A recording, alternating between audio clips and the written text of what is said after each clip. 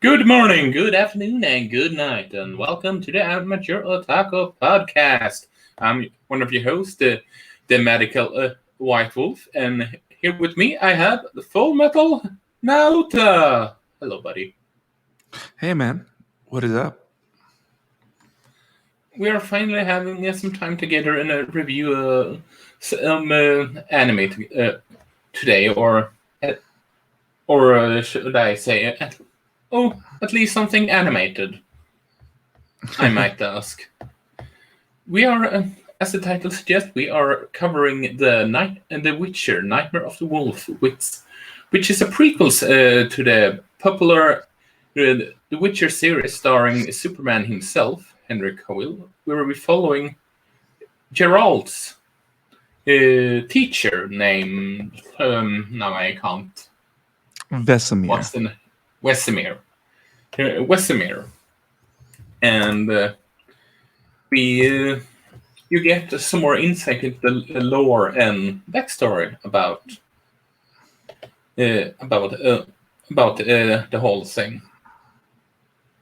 And we follow a little kid who, well, lives in Wesemir. It's the story about well, the plot synopsis is essentially he grows up in a poor neighborhood. He meets a witcher, and then he decides to become one, so to speak. And we see his journey uh, before he trains Geralt. Yeah. So, and that's the short end of his stick. But anyway, what's your uh, uh, what's your experience with the Witcher franchise, and what did you think of this animated movie, my friend?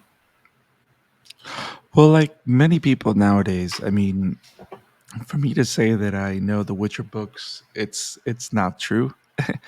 I have a comic book omnibus of the comic book version of the Witcher books, but I haven't had a chance to sit down and read them. But I've known Witcher to be a very popular franchise, especially in video games, and I've actually played a little bit of The Witcher 3 Wild Hunt, which is a very interesting game. It's hard, but it literally follows a character, which of course is he is a hunter of mystical beings, um, and it's a pretty fun game, but very vast and very in depth lore. I think is what defines that franchise. Um, but my closest relationship is going to be with the Witcher show. The Witcher show on Netflix is actually very good, and this anime film is actually a breath of fresh air, just because it doesn't only ju- it doesn't only show us what the world looked like before the show. It gives you so much in depth lore in an organic way, and in a very what's the word I'm looking for? It does it directly and indirectly. And what I mean by that is we know that Kate Morn, and I know that's from the Witcher game, that Kate Morn or the House of the Witchers was destroyed. And this movie shows us why and how. And I like how it's all about politics and like perception and hatred. And I would even say like hints of what could be considered racism towards people I was that they don't about to understand. say that it's Yeah, so tackling a bit about racism to some extent. yeah, and I like the fact that it was something that was explored in that way. But more importantly, it what this movie does that I think is very good, it shows you the process that a person has to go through to become a witcher. So it kind of I like how this movie, because the show has so much story that it doesn't have the time to really explain what a witcher is or how it comes to be. But this movie does it for you in a concise and clear manner. You know what I mean? It's pretty effective with its runtime, which isn't that long. Yeah. Yeah, It's and around, what is it? It's 83 minutes, which is 1 hour and 23 minutes, which isn't that long. yeah, yeah, they do a great job to do all this. But like for the first time, we see what it takes a human being to become a witcher, how the selection process works, the idea that Vesemir shows to become a witcher, as opposed to most people that are just orphans and are either bought by witchers to be groomed into witchers. It's a very interesting existence. And also the idea that witchers age very slowly. Like I think that was one of the things that I didn't know that mostly surprised me. The fact that witchers live for a ridiculous amount of time. Um, and I don't know, man. I mean, I just like this because this is a spinoff done right. You know how sometimes you have spinoffs that just live off within the show, and then you have spinoffs that really service the world and the source material well and really expands the viewer's understanding of everything the world of everything that fantasy world has to offer. You know what I mean? Yeah, Like this film does a great job of it doesn't fill blanks, but it just opens up the world so much because it goes in depth in the few little characters that it has. Um, and I really enjoyed it for that, and I respect it for that. yeah, it's what's it called? My dad always said that there is something. I can't recall what I wrote in the Detective Pikachu the Detective Pikachu review. You know, the when I wrote for Revenge of the Fans back in the day. There is stories that is made just from a construction band, and some really it's a passion project for someone, and Yeah, it feels like there is some heart and soul, and there is a meaning to expanding the universe, with the exception of with with it's not the money is not the only thing that is the reason they want to expand. That's what I mean. But right. and the thing is with this whole thing is that how should I put it? And before I go on, my big experience with it is, well, it's the show. I want to read a book, but read the books, but I have never played the games. No, and although the first quote unquote interaction I've had is ironically seeing you playing Soul Calibur with as Gerald. That is funny. Yeah, and which just makes even, although it's even funnier considering Geralt and his adoptive stepdaughter is DLC for uh, DLC from for a Gundam game or whatever it was called. The, I can't recall what its name, but it's a gun. It's a mecha game where they are a DLC for, which is just insane. Wait, did you just say that Gerald is a DLC in a mecha game? Yes, I can't recall where what the name of that game is, but yes, it is. WTF? um, But but that is to go on about what I think, this is one of the, considering how brutal they wanted to show this how this world was at that time. I'm kind of glad this was animated instead of live action. yeah. I mean, it was gory and crazy. Um, and about the animation was great. Like it was a great choice of animation. I don't know if you know this, but Studio Mir, which is the studio that made this film, is the studio behind The Legend of Korra. Did you know that? That I didn't knew. Yeah, like they're the studio behind The Legend of Korra, and they're the studio behind Young Justice on HBO Max, the last two seasons. I So I haven't mean, seen I haven't seen Young Justice.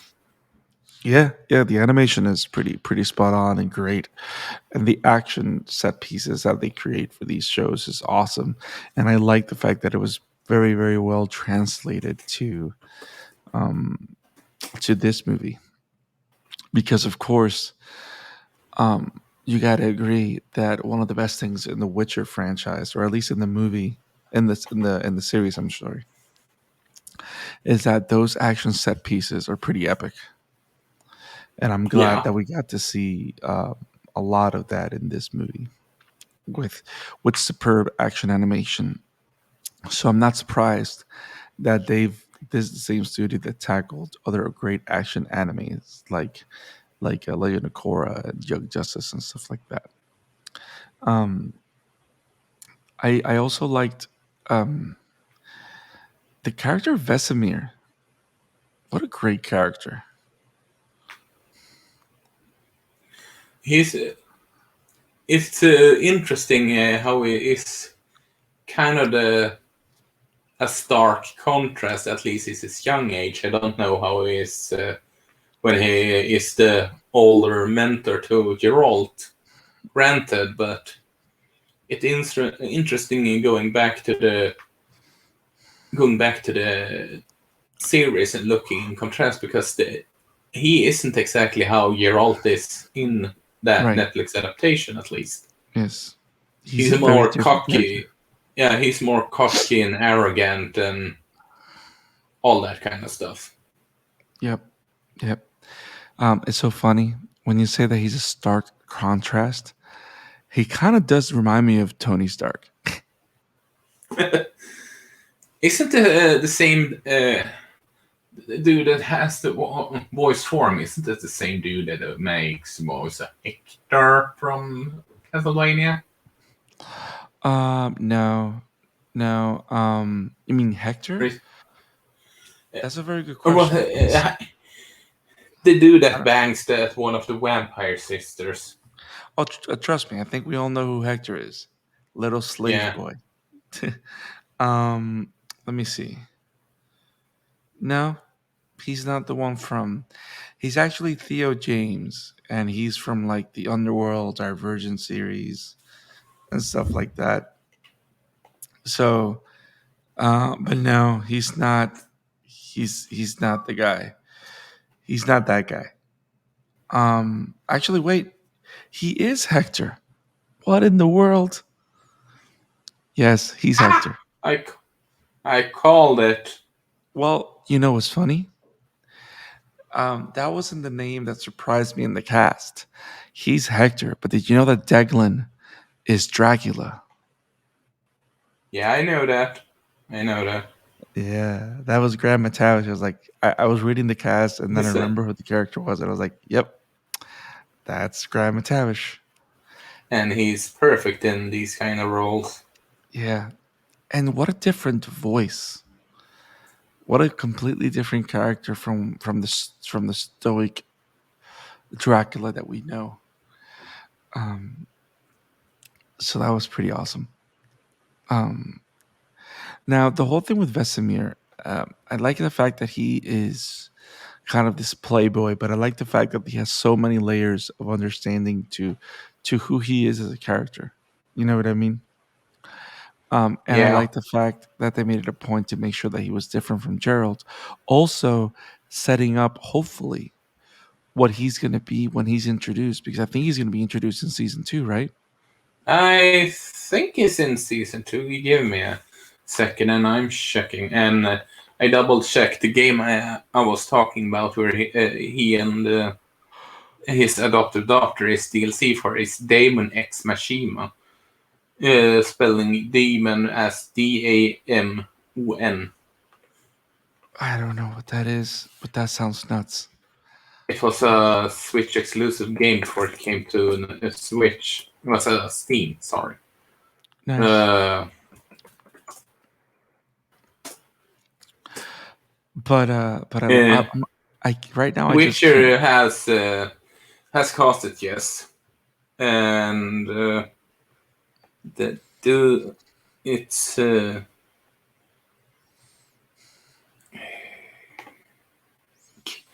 guy named Kim Bodin plays him in the next season. I just hope that he can capture the charm that we were able to see in the film, because man, what a charming bastard. He's apparently from Denmark. That makes Interesting. it so much worse. Oh, sorry, I was just joking. But I really hope that they're able to capture um, the the charm that we're able to see in the film. Because I don't know. I like the movie a It's lot. it's all about consistency, I know, and yeah, Yeah. unless he's become a grumpy old stubborn grandpa, considering all that happened. That, I mean, that could happen. By the way, Who could blame the guy?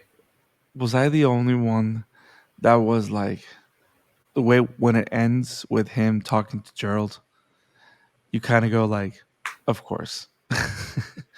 Yeah.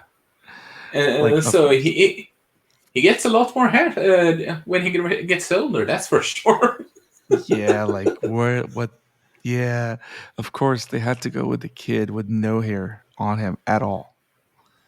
No, that's Gerald. Yeah, which makes it just so funnier when you really think about it. I did find it interesting because you kind of don't see it, probably because of the it's probably because of the visual effects budget, but holy shit, the whole idea of Witchers fighting using magic the way they use it, that would be amazing to see live action. Yeah, I know it's an anime film, but still, hot damn. Like the way that they would deliberately just use like the different signs, the different kinds of magic and stuff like that. That was actually pretty awesome. That was more Naruto than anything. yeah, that I can agree with.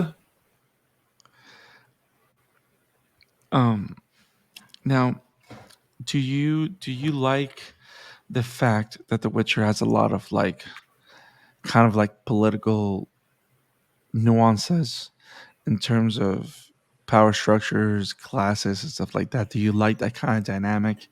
And do you like the fact that that's a big part of what the Witcher lore or stories are like? Do you want to I see a mean, story? Go ahead. with the world building and just the quick answers that you get on how it all is and yada yada yada, and it makes sense why it's so crazy. It's fantasy to some extent has always been political. Let's Yeah. say, yeah, and in a world building like that, uh, I hate using this term, but it's not even subtle to some extent. Right. True. Very true. Very, very true. Um, is there anything else that you enjoyed about the movie? Well, it's how should I put, the only thing maybe I would have liked this being sort of like a mini series instead, because there is some part that I would have liked to see more. Maybe have it Yeah. like a 5 episodes, 5 to 6 episode, 20 minutes.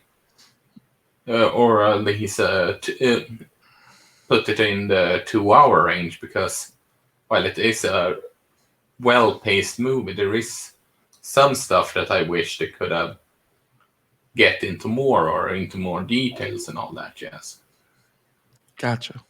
Maybe even the origin of Witchers. But then again, doesn't they have a prequel series coming with Jason Momoa? I believe so. Yeah, I think there's something going on. I wonder, Maybe you think Jason Momoa is going to play Diglin? wouldn't surprise me. No, based on what we saw there. Yeah, that would be very interesting. Um, but yeah, I think I understand what you mean. But at the same time, I kind of like that it was in film, just because it makes sense to me that they did it that way, because they don't want to take too much attention from the main show, which is going to be Yeah, your sequelized. Like, this is supposed to be like it's more Witcher content, but it feels like it feels like it's one of those refresher courses on this is the world of the Witcher. you know? this is the world of Witcher, Witcher, Witcher. Oh, Okay, that was really bad. yeah, And I I know know. you're not ashamed. I'm never um ashamed. no, but the film was very good. Action pace was good. The animation was superb. The voice acting was top tier. I like these animated spin-offs, and so far, I mean, Netflix has been on a roll. So if they do more of this, awesome. I can't wait for season 2 of The Witcher, and I can't wait for that spin-off with Momoa. I mean, there's a lot of stuff coming, and I can't wait for this Witcher universe to continue to grow, man. I mean, Momoa is a prime example of someone that just can do no wrong in playing a badass character. True, very true. So it shall be interesting to see. It shall be interesting to see, my friend. And you know what's interesting? And this is the last thing.